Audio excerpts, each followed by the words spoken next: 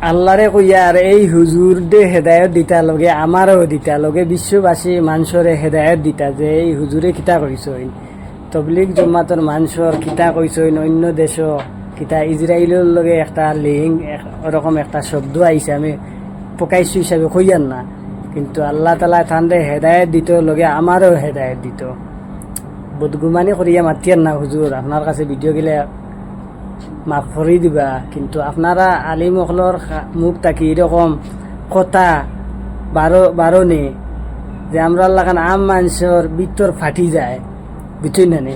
এরকম আল্লাহ হইয়ার আপনারে এরকম কথা আল্লাহ বাস্তে এটা হইবা না বড় মনে আঘাত লাগে আপনি আমরার কৌমর মানুষ হইয়া যে আমরা নিজের কৌমর উপরে আপনি বদনাম উঠাইতরা